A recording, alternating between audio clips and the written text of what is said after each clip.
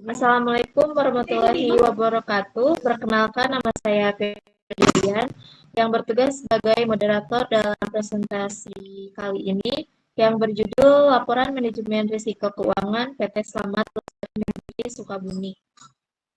Adapun anggota kelompok kami, yang pertama ada Rian Susilo Putra, ada Siti Aisyah, Raisa Dwi Putri Margareta, Muhammad Maulana SH, dan Febri Febrian Ringgani. Baik, selanjutnya penyampaian materi yang pertama yaitu Saudari Aisyah, dipersilahkan.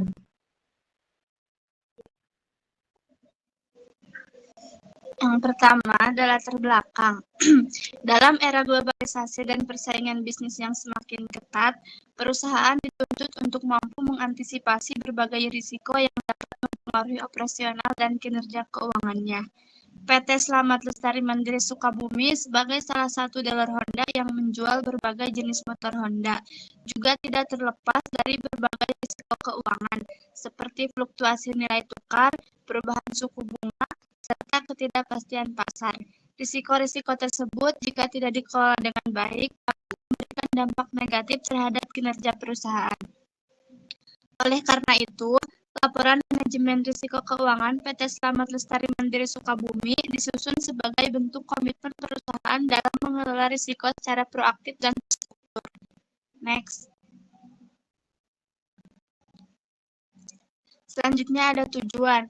Yang pertama, mengidentifikasi risiko-risiko keuangan yang berpotensi mempengaruhi kinerja PT Slamet Lestari Mandiri Sukabumi dan menganalisis tingkat risiko dan dampak potensial yang mungkin timbul terhadap operasional dan keuangan perusahaan. Yang kedua, menyusun langkah-langkah mitigasi yang dapat diterapkan oleh manajemen untuk meminimalkan dampak risiko tersebut. Yang terakhir, memberikan rekomendasi strategi manajemen risiko yang tepat dan berkelanjutan guna mendukung pencapaian tujuan keuangan perusahaan. Baik, materi selanjutnya akan disampaikan oleh Raisa. Selanjutnya ada metode. Kita menggunakan 3 metode. Yang pertama ada metode value matrix atau VAR. Metode ini digunakan untuk mengestimasi potensi kerugian maksimum dalam suatu periode waktu tertentu pada tingkat kepercayaan tertentu. Misalnya 95% atau 99%. VAR juga menunjukkan jumlah kerugian maksimum yang kemungkinan besar tidak akan terlampaui dalam periode tersebut. Yang kedua, ada analisis sensitivitas. Analisis sensitivitas digunakan untuk mengetahui seberapa besar perubahan variabel tertentu, misalnya nilai tukar atau suku bunga, dapat mempengaruhi kinerja keuangan perusahaan juga. Analisis ini berguna untuk memperkirakan dampak perubahan nilai tukar terhadap biaya pembelian komponen atau kendaraan yang dilakukan perusahaan. Yang terakhir ada skenario analisis. Metode ini digunakan untuk mengevaluasi kemungkinan dampak dari beberapa skenario atau perubahan kondisi ekonomi pada kinerja keuangan perusahaan. Dalam skenario ini, perusahaan membuat 3 jenis skenario, yaitu skenario optimis, skenario moderat, dan skenario pesimis. Selanjutnya ada pembahasan. PT Slamet Lestari Mandiri Sukabumi sebagai Honda menghadapi beberapa jenis risiko keuangan yang mempengaruhi stabilitas keuangan dan operasional perusahaan. Identifikasi risiko ini dilakukan untuk memahami jenis dan sumber risiko yang dapat berdampak pada perusahaan, serta memungkinkan penyusunan strategi mitigasi yang efektif. Analisis SWOT juga digunakan untuk membantu mengidentifikasi faktor risiko internal dan eksternal yang dihadapi oleh perusahaan. Pengukuran dan analisis risiko juga dilakukan untuk menilai tingkat dan potensi dampak dari risiko keuangan yang telah diidentifikasi. Untuk selanjutnya akan disampaikan oleh Rian Susilo Putra. Oke. Itu adalah hasil analisis regresi. Jadi di analisis regresi ini kita melihat dari 12 ke belakang. ke belakang ya. Jadi dari bulan Januari sampai bulan Desember. Nah, jadi di bulan Desember itu dari Januari itu mempunyai nilai tukar yakni 14.200 dan biaya operasionalnya itu adalah 180.000. Kita melihat dari bulan Februari juga ada nilai tukarnya itu adalah 14.300, sedangkan biaya operasionalnya itu adalah 182.500. Oke. Nah, pada bulan Maret juga ada nilai tukar yakni 14.400 dan biaya operasionalnya itu adalah 185.000. Bulan Mei 14.500 dan 188.000 sampai bulan Desember yakni 15.000, biaya operasionalnya itu adalah 200 juta. Itu ke hasil dari analisis kita. Oke, dari hasil analisis kita memakai metode yakni analisis regresi. Nah, bisa ditunjukkan dari hasil SPSS yang telah kita perlihatkan. Nah, yang pertama ada variabel, yang kedua ada model Sumeri, yang ketiga ada ANOVA, dan yang terakhir itu adalah koefisien. Nah, lanjut. Ada koefisiensi determinasi atau R-square.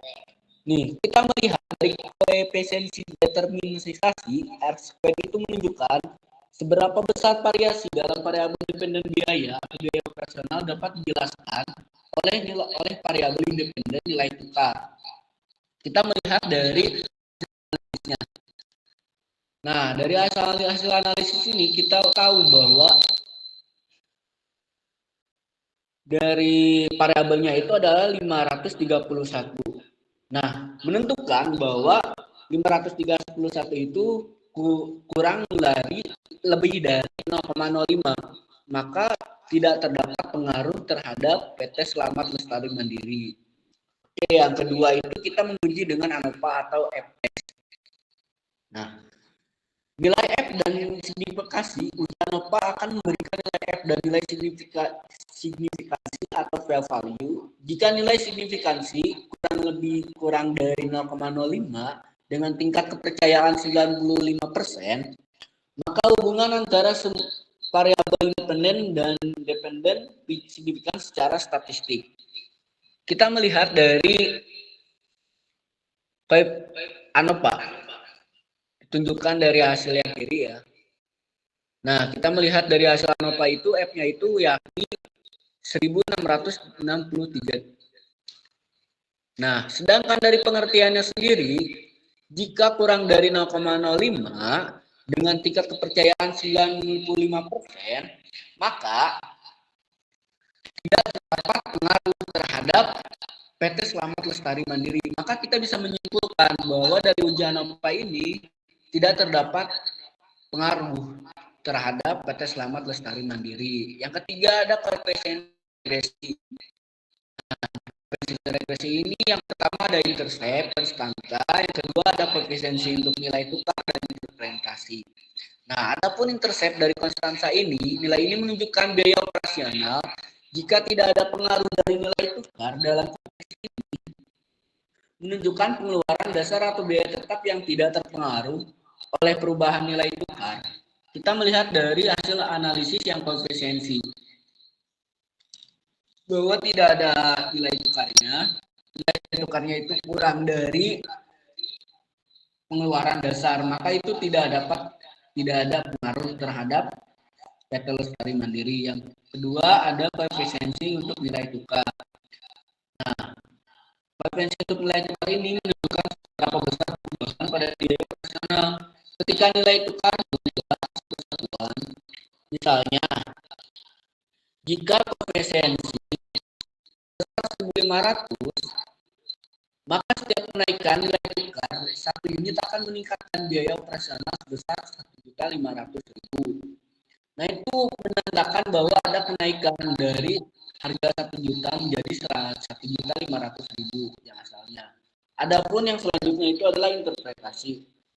Nah, hasil dari interpretasi yang kita analisa, yakni biaya operasional diprediksi sebesar Rp 100 juta jika tidak berpengaruh pengaruh, setiap kenaikan nilai tukar 1 unit akan meningkatkan biaya operasional sebesar 1.500.000.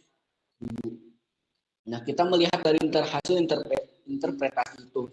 Maka kesimpulannya itu dari hasil analisis ini tidak terdapat pengaruh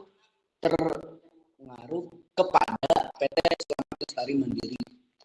Oke, next. Yang selanjutnya itu ada strategi mitigasi. Nah, yang pertama ada strategi hedging. Yang kedua ada diversifikasi portofolio. Yang ketiga ada pengelolaan kas yang lebih efektif. Dan yang keempat rencana implementasi jangka pendek dan jangka panjang. Nah, dalam strategi mitigasi ini, yakni itu dapat meningkatkan fluktuasi dari hasil pendapatan atau biaya operasional bisa berkurang terhadap PT Selamat Lestari Mandiri dengan adanya strategi hedging, diversifikasi portofolio kredit dengan cara merancang tentang kredit atau pembayaran secara tidak langsung. Yang ketiga, yang efektif itu bakal dapat lebih efisien dan bisa teratur. Dan yang keempat itu rencana implementasi jangka pendek dan jangka panjang. Oke. Baik, untuk kesimpulan, intercept atau transa nilai ini menunjukkan biaya operasional jika tidak ada pengaruh dari nilai tukar. Dalam konteks ini, transa menunjukkan pengeluaran besar atau biaya tetap yang tidak terpengaruh oleh perubahan nilai tukar. Koefisien untuk nilai tukar menunjukkan seberapa besar perubahan pada biaya operasional ketika nilai tukar berubah satu satuan. Misalnya, jika koefisien sebesar 1.500.000, maka setiap kenaikan nilai tukar 1 unit akan meningkatkan biaya operasional sebesar 1.500.000. Interpretasi. Biaya operasional diprediksi sebesar 100 juta jika nilai tukar tidak terpengaruh. Setiap kenaikan nilai tukar 1 unit akan meningkatkan biaya operasional sebesar 1.500.000. Baik, mungkin hanya segitu saja yang dapat kelompok kami sampaikan. Kurang dan lebihnya minta maaf. Terima kasih. Wassalamualaikum warahmatullahi wabarakatuh.